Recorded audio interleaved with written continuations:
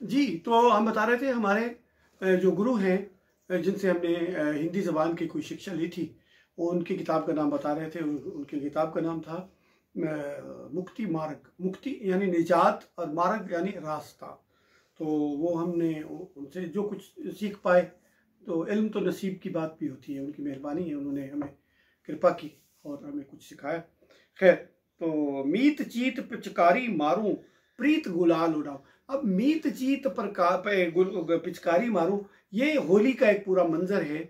और उस मीत चीत और उस मोहब्बत और उसके माहौल में मैं पिचकारियां मारूं। और गुलाल, गुलाल कहते हैं रंग उड़ाने को। वो गुलाल पाउडर की शक्ल में भी अब आ गया है, वरना तो पहले ऐसा था, लिक्विड होता था। तो प्रीत गुलाल, मोहब्बत का रंग उड़ाऊं मैं।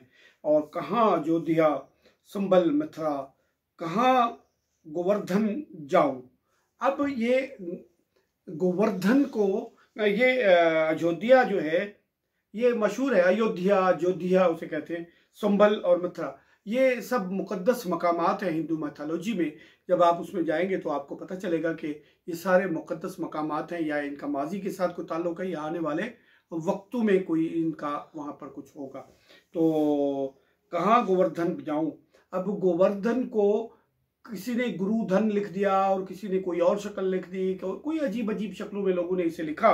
और लेकिन ये गोवर्धन और गोवर्धन इसका ये तलफ़ुज़ है। और इसी के पीछे एक कहानी है कि एक दफ़ा जब बहुत ज़्यादा सैलाब आ गया तो लोग डूबने लगे और पहाड़ पर चढ़ गया और पानी भी ऊपर चढ़ने लगा।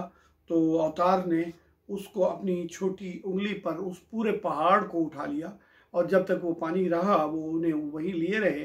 तो फिर आहिस्ता आहिस्ता, तो ये वो क्या कहे इसे, अस्तूरा जो कहते हैं। अस्तूरा पर एक लंबी बात होगी आगे चलकर कि ये अस्तूरात हैं जो इस तरह हुआ। और कहाँ जो है अयोध्या संबल मथुरा, कहाँ गोवर्धन पाऊं। गोवर्धन, इसको गोवर्धन भी कहा जाता है, और किसी ने इसको गुरुधन और इस तरह करके लिख दिया। सही लफ्ज जो है गोवर्धन, गोवर्धन ये है। और लक्ष्मण राम कन्हैया कल्कि, अपने आप मुँह पाऊं। वो लक्ष्मण है, वो राम है, वो कन्हैया है, कल्कि है। कल्कि अवतार का एक बड़ा तस्वुर है हिंदी में।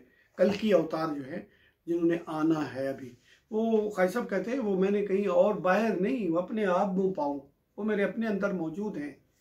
और देशों कहाँ बदेश को दौड़ूं, और अपने देश से बदेश कहाँ जाऊं मैं।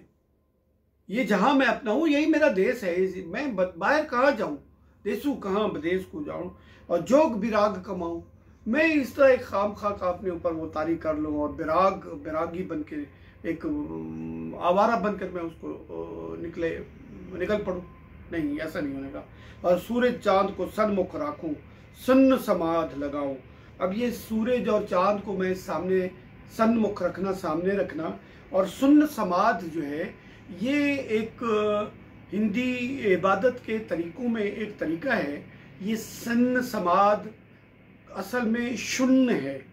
शून्य का मतलब होता है खाली उस जहन होना, सिफर को कहते हैं शून्य। तो खाली उस जहन होने की कोशिश करने को कहते हैं सुन्न समाध लगाना। ये असल में मेरे इल्म के मुताबिक जो मैंने सीखा है अपने उस्ताद, अपने गुरु से जो शिक्षा ली है उसके मुताबिक, ये सुन्न समाध का मतलब होता है जहन को खाली करना। मौजूद जो कचरा भरा हुआ है इससे खाली करेंगे। इसके पीछे तस्वर ये है कि जब तक आप अपने जहन को खाली नहीं करते तो नया इल्म उसमें आएगा कहाँ से। दुनिया जहान का अलम गल्लम मगर भर रखा है, तो इस सुन्न समाध के जरिए जहन को खाली करने की कोशिश की जाती है। और पीपल तुलसी काहे को पूजूं, काहे को तीरथ नाऊं।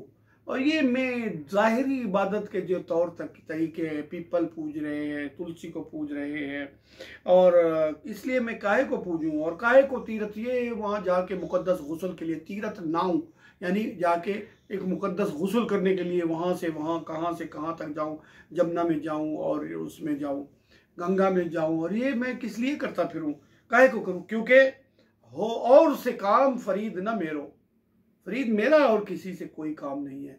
आत्म देव मनाओ। आत्म अब रूह को कह ले, अब मैं तो वो जो मेरी रूह में है, वो आत्मदेव जो है, जो वो मेरा आका मौला है, वो जो बड़ा है, मैं तो उसको मना रहा हूँ। उसको मनाने के लिए मुझे ये ज़ाहिरी इबादत के तरीके हैं, पीपल तुलसी पूजने में, इसको काय के लिए अपने अक्ल और इल्म के मुताबिक जो कुछ हमें आता था वो हमने आपकी खिदमत में पेश कर दिया है। अगर कबूल हो जाए तो बड़ी मेहरबानी होगी आप।